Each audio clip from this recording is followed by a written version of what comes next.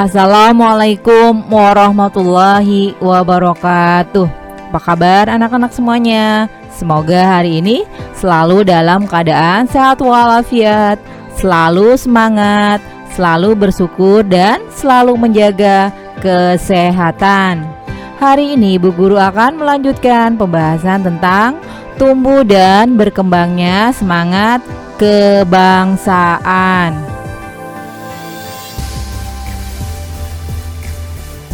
Tujuan pembelajarannya adalah yang pertama, siswa dapat menjelaskan tumbuh dan berkembangnya semangat kebangsaan.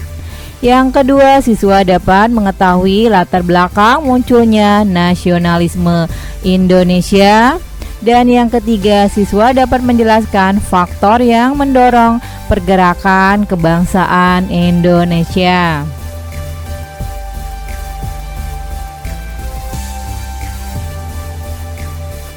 Teks Sumpah Pemuda diikrarkan para pemuda dari berbagai daerah di Indonesia itu pada tanggal 28 Oktober 1928. Ikrar Sumpah Pemuda merupakan tekad untuk memulai jalan baru mengusir penjajahan melalui perjuangan pergerakan nasional. Pada abad ke-20, corak perjuangan bangsa Indonesia berubah dari yang bersifat kedaerahan menuju perjuangan yang bersifat nasional. Bangsa Indonesia telah menemukan identitas kebangsaan sebagai pengikat perjuangan bersama. Paham kebangsaan atau nasionalisme telah tumbuh dan menjelma menjadi sarana perjuangan yang sangat kuat. Latar belakang munculnya nasionalisme Indonesia. Faktor apa saja yang melatar belakangi terjadinya pergerakan nasional di Indonesia dan dari mana saja faktor-faktor tersebut muncul? A. Perluasan pendidikan. Pemerintah Hindia Belanda menerapkan kebijakan politik etis pada tahun 1901, yaitu dalam bidang yang pertama irigasi atau pengairan, yang kedua emigrasi atau transmigrasi, dan yang ketiga itu edukasi atau pendidikan. Tiga kebijaksanaan tersebut sebenarnya bertujuan memperbaiki kondisi masyarakat yang semakin terpuruk. Namun, pelaksanaan kebijakan politik etis tetap lebih berpihak kepada penjajah. Dalam pelaksanaannya, banyak penyelewengan dalam politik etis seperti yang pertama, irigasi hanya untuk kepentingan perkebunan Belanda. Yang kedua, emigrasi atau transmigrasi hanya untuk mengirim orang-orang Jawa keluar Pulau Jawa guna dijadikan buruh perkebunan dengan upah murah. Yang ketiga, pendidikan hanya sampai tingkat rendah yang bertujuan memenuhi pegawai rendahan. Pendidikan tinggi hanya untuk orang Belanda dan sebagian anak pejabat. Segi positif yang paling dirasakan bangsa Indonesia adalah pendidikan. Semakin banyak orang Indonesia berpendidikan modern yang kemudian mempelopori gerakan pendidikan, sosial, dan politik. Pengaruh pendidikan inilah yang melahirkan para tokoh pemimpin pergerakan nasional Indonesia. Ya, selanjutnya B itu kegagalan perjuangan di berbagai daerah. Salah satu penyebab kegagalan perjuangan tersebut adalah perlawanan yang bersifat kedaerahan. Memasuki abad 20, corak perjuangan bangsa Indonesia berubah dari bersifat kedaerahan menuju perjuangan yang bersifat nasional. Bangsa Indonesia menemukan identitas kebangsaan sebagai perekat perjuangan bersama. C. Rasa senasib sepenanggungan. Tekanan pemerintah Hindia Belanda pada bangsa Indonesia telah memunculkan perasaan kebersamaan rakyat Indonesia sebagai bangsa terjajah. Hal ini yang mendorong tekad bersama untuk menghimpun kebersamaan dalam pergerakan kebangsaan Indonesia.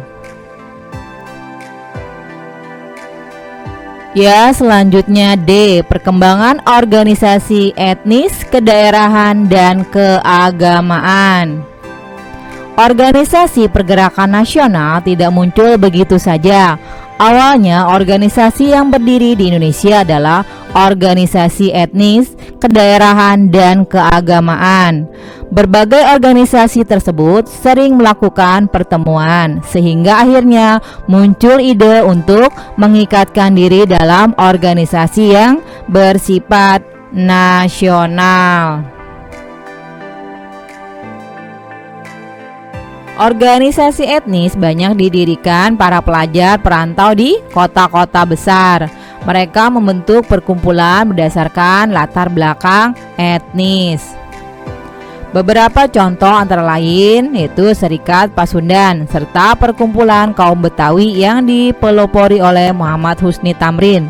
Selain organisasi etnis, muncul juga beberapa organisasi kedaerahan seperti Trikoro Darmo itu pada tahun 1915, Jongjapa itu pada tahun 1915, dan Jong Sumatranen Bon itu pada tahun 1917.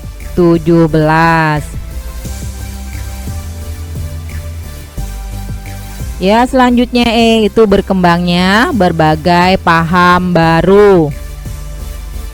Paham-paham baru seperti pan-islamisme, nasionalisme, liberalisme, sosialisme, dan demokrasi menjadi salah satu pendorong pergerakan nasional Indonesia. Paham-paham tersebut mengajarkan bagaimana langkah-langkah memperbaiki kondisi kehidupan bangsa Indonesia. Selanjutnya F. Berbagai peristiwa dan pengaruh dari luar negeri. Berbagai peristiwa di luar negeri yang turut menjadi pendorong pergerakan kebangsaan Indonesia adalah sebagai berikut. Yang pertama itu kemenangan Jepang atas Rusia pada tahun 1904 sampai 1905. Terjadi peperangan Jepang melawan Rusia dan berhasil dimenangkan Jepang. Hal ini menjadi inspirasi negara-negara lain, bahkan orang Asia pun semakin yakin mampu melawan penjajah. Yang kedua itu berkembangnya nasionalisme di berbagai negara. Pada abad ke-20, negara-negara terjajah di Asia dan Afrika menunjukkan perjuangan pergerakan kebangsaan. Di India, wilayah jajahan Inggris, muncul pergerakan dengan tokoh-tokohnya itu Mahatma Gandhi dan Muhammad Ali Jinnah.